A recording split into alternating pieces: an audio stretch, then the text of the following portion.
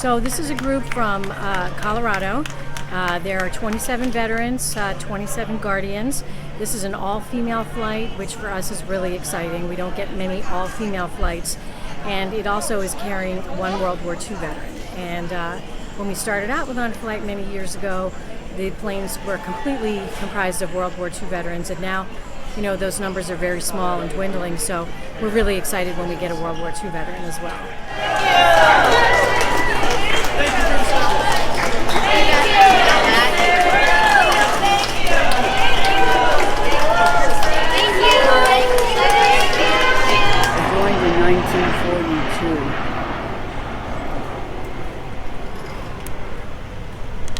I just did 2 years in the Waves when the Waves was brand new.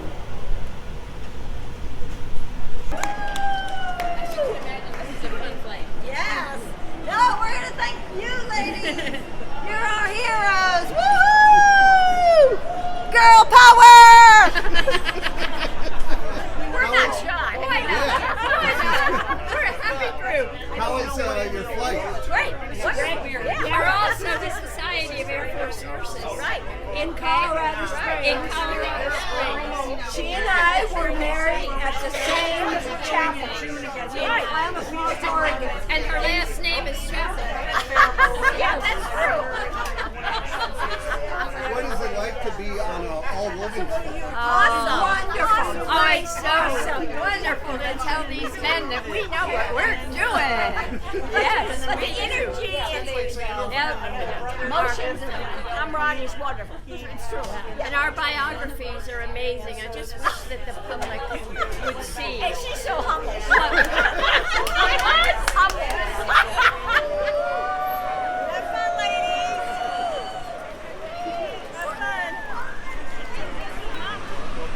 Thank you. Future pets. You guys are wonderful. You guys are our future. So proud of you for being here and thank you for your pictures. I really appreciate that. It means a lot. Thank you.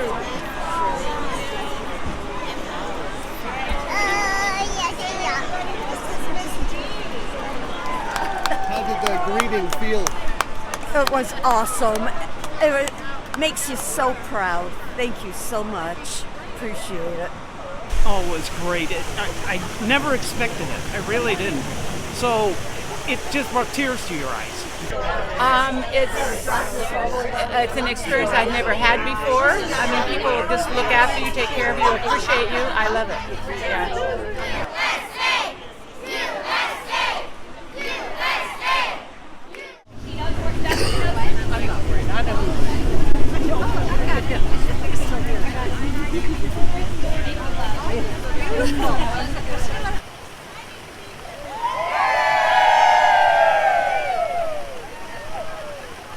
What was it like seeing the World War II memorial?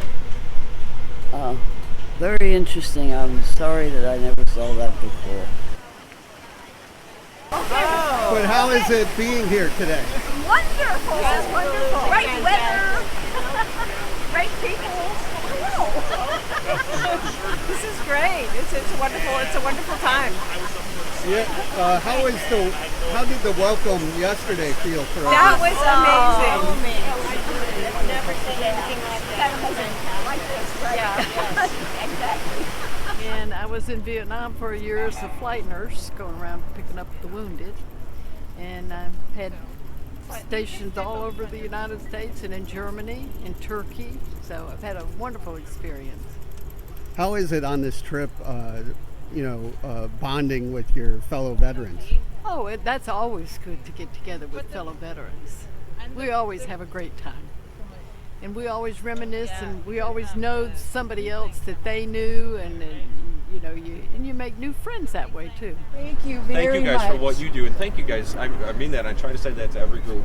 You know, the guys and gals that you guys get out here that otherwise couldn't get here, that is so important. And it's a really great way for, especially those that can't approach this memorial, they can do it together, and you know, they find that strength to finally get here, and we see it all the time. It's amazing work you guys do. Well, thank you. Thank you. We're excited about it. As you as well. Thank you very much. I joined the Army 2 days after I turned 18 in 1973.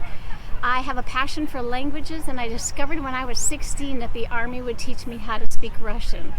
So I joined the Army. I became a Russian linguist. I was an intelligence analyst working on the top of a mountain going down into communist Czechoslovakia and getting to send reports to NSA on Soviet troop movements. It was pretty darn exciting.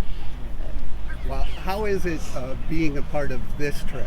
I've had tears brought to my eyes so many times, from the time we showed up at the Colorado Springs airport to the people that welcomed us here in Dulles, and to be able to interact and meet with all these other women veterans. It's such an honor and so exciting. I'm just loving it.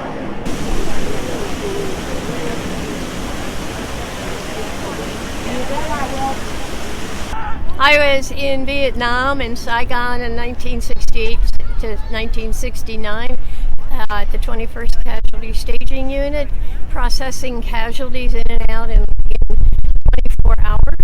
And we drew from 3 Corps and 4 Corps, which is around Saigon. And welcome home was not very exciting at all. It didn't seem like anybody cared, and this has hopefully making up for it. We're having a wonderful time. I was in Vietnam, but as a civilian working for USAID with the Vietnamese nurses in Quang Nai in 68 to 69. And then I joined the Air Force in 1973 and was until 93.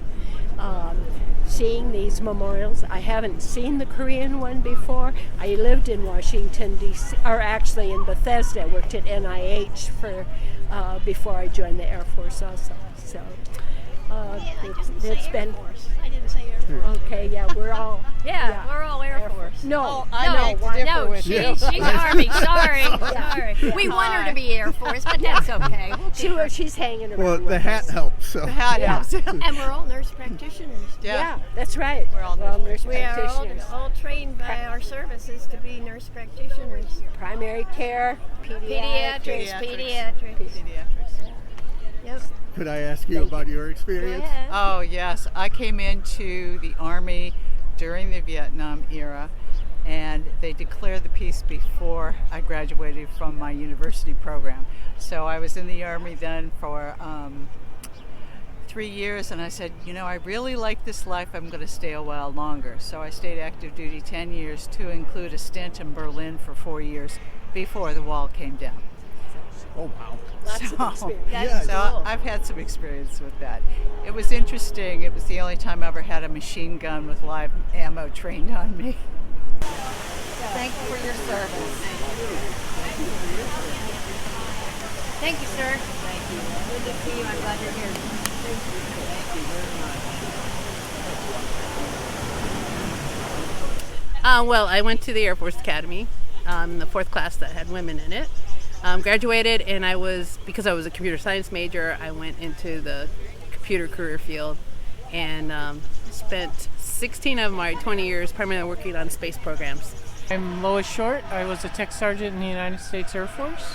I got to serve all over Asia. I came in right at the end of Vietnam, and I was in the first Gulf War, and it was an amazing experience for me. What is it like being honored with this trip? There's no words. It just grabs you by your heart, and you don't even know about it. Right? And everywhere you go, you're almost in tears. And out of being grateful for the people that are being grateful to you.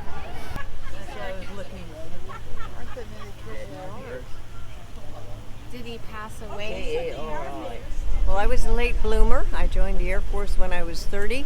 I had to get an age waiver to come in since I was a civilian. I wasn't prior enlisted. And my only option was to go into missiles. Turned out to be the best thing that ever happened to me. I was in Titan IIs, Minuteman II, eventually Minuteman III, and absolutely a gift to have been able to have almost a 30-year career in the Air Force when I wasn't even sure that I was going to get in the first place. So, yeah, absolutely a gift. Oh, wow. And that's amazing stuff. this is amazing being back here because I was working in the executive office of the president during 9/11. So being back here is very humbling. I obviously saw the evacuation of D.C. and what happened here and the chaos that ensued, and it's still all right here. And seeing the Pentagon as I was trying to walk home to Virginia because the metro was closed, everything was closed. Those are the memories that stick with you. I wanted both of us to do it. Oh my gosh. Okay, Anita. Both of us. Oh, we feel like pioneers. That's exactly what, because we struggled with all we had to work with, but they learned from it and were able to improve it, like the MASH units. They became inflatable hospitals that were transported and had dental clinics and x-ray and so on, which we never had. And so I think that that's how they learned about what we did for the future.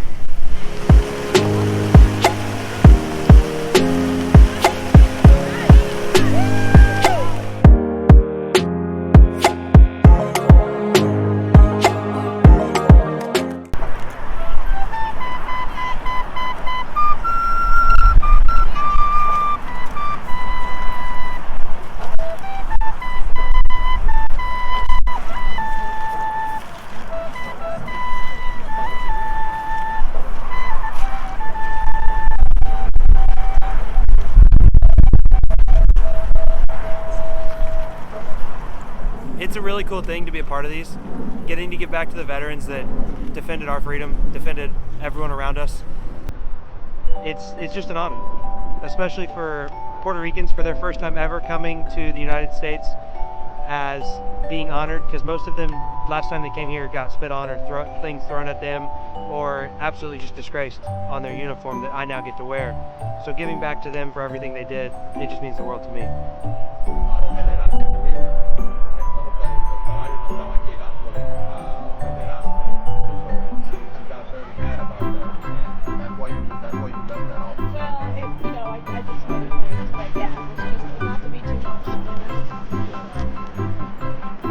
Thank you for your service.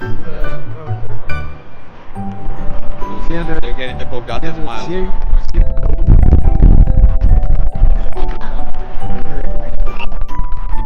Congratulations. 3 wars. 3 wars? Yeah. You were World War II, Korea, and Vietnam. Construction. But they're lucky to be alive.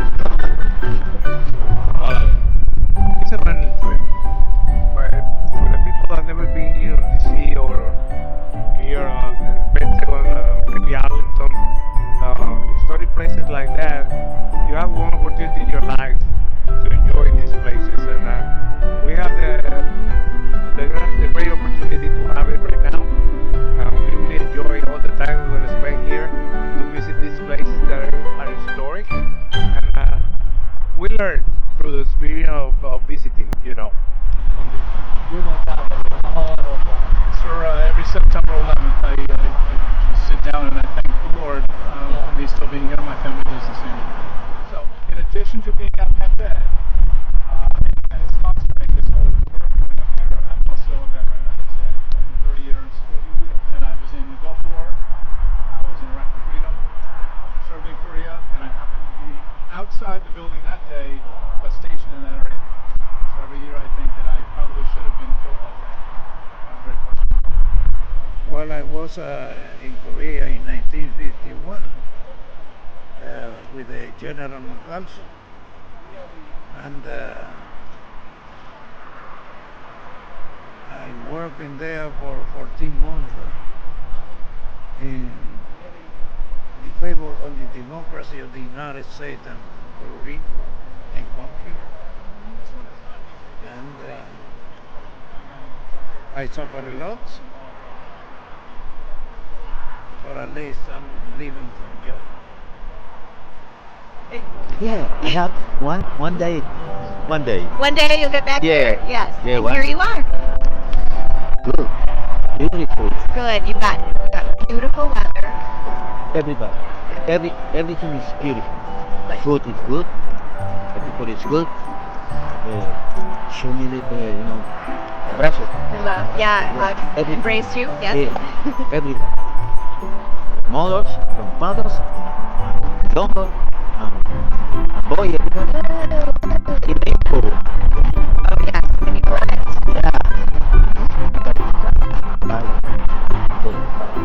We do this a lot, and I still cry. I love watching all the people honor you.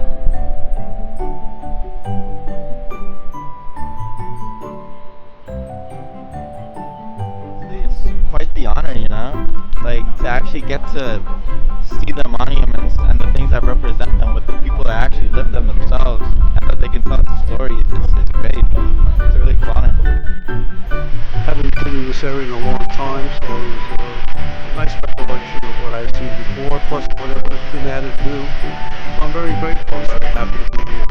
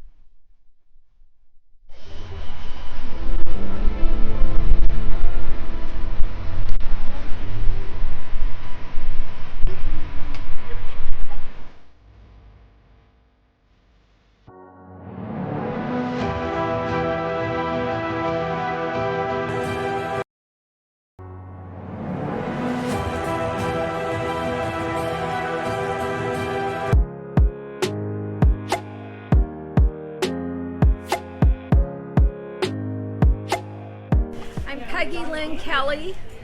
And I'm Sue Smith. And we were both part of the Red Cross supplemental recreation activities overseas, and commonly called donut dollies. We both went over together in October. We trained here in DC in October 1969. We arrived in Vietnam in first week of November. Yep. So we were there from November 69 to November 70.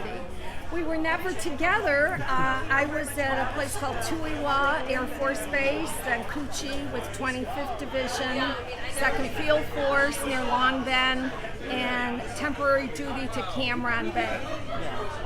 So I was in 3 different places on the coast, and our job was not to give out donuts. That was World War II, but we did have coffee and Kool-Aid, and we had service centers, recreation centers for a conversation or a card game, and we would create all kinds of activities.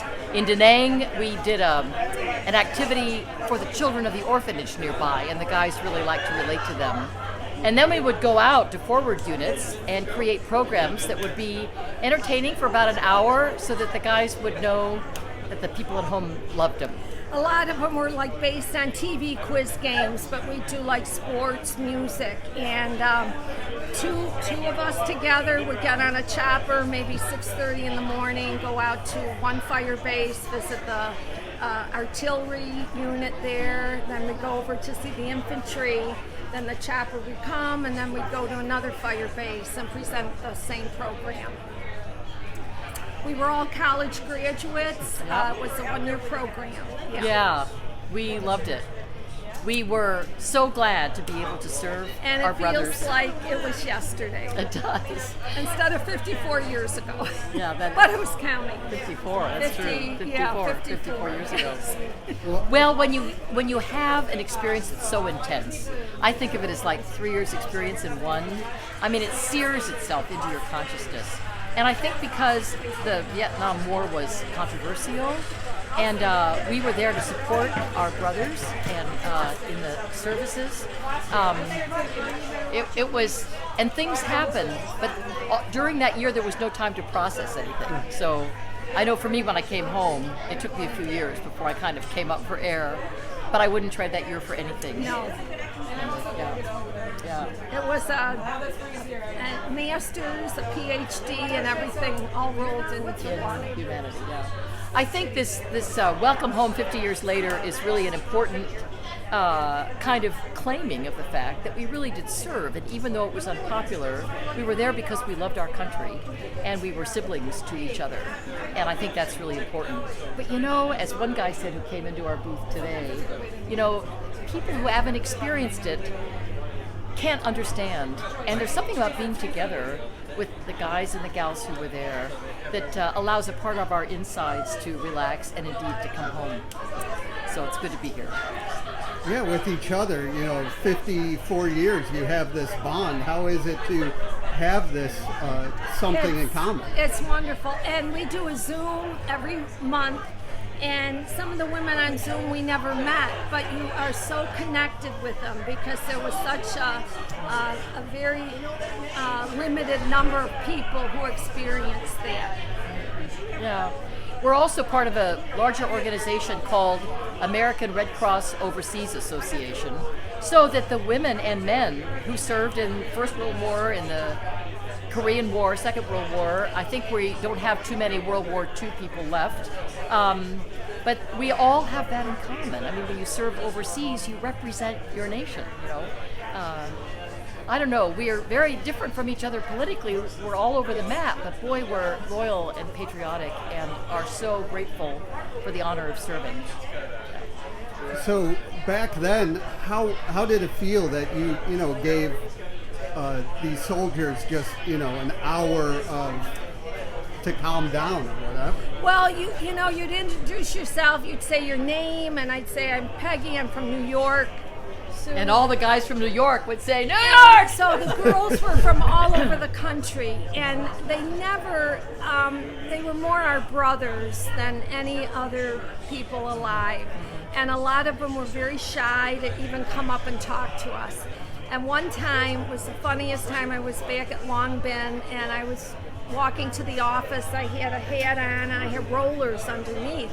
Wind blew, and the rollers showed. Bunch of guys looked at me in rollers and they went nuts. This was America. They had not seen curlers in a long time. Yeah, it was like home, yeah. Mm-hmm. I would say there was a Johnny Cash song that was popular at the time, and I would say, my name is Sue, and they'd all say, how do you do? And so anybody who was also from Ohio, it was like we were in the same family. And like the Ohio State-Michigan football game, I didn't know how important it was. But all those loyalties were still there in Vietnam. But there were lots of tragedies, lots of Dear John letters. And, some of the gals experienced, they'd be programming with some guys in the morning, and then they'd leave, but there'd be incoming. And that afternoon, they'd be visiting the hospital, and there would be some of those same guys wounded. So it's very intense. It's surprising how bonded you can be and how much the self-giving service of everybody there was stronger than death, but also strengthened by the tragedy that we experienced. I'd say, is there anyone who can cut my hair? And there was always a barber.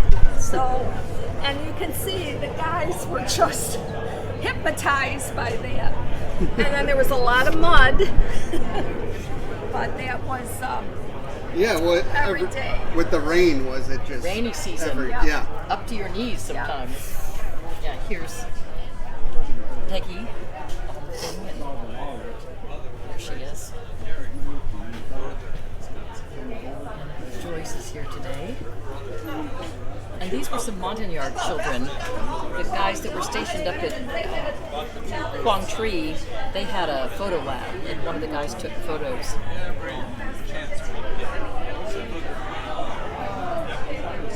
Seeing these pictures and memories, does it bring up more memories? It does bring up more memories, and the letters that we wrote that our parents may have saved.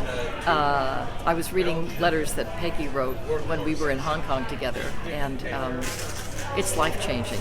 I suppose that young people today who go into the Peace Corps may experience something similar, but there's something so nationalistic about this, and the fact that we go places to serve, to love our country because we're sent, but you don't know what's going to happen or what the outcome is going to be. And one of the guys that was here now said that he has reached out to people who served in Iraq because some of them are so angry and so upset. And he said, we understand. And he said to the guys, I know what it's like to be in a war that we didn't win, and you are not alone, and that really helps. And if you feel rage, you can't just express it, but to somebody that understands it, they will understand and you can express it, and then it can be released for you. So I think that even though it's 50 years later, there's still ministry, there's still unity, there's still a contribution that we make just by being here with each other. So I'm grateful that you're asking about this time because it's so important, not just to us who were there, I think, but frankly to the whole nation. So.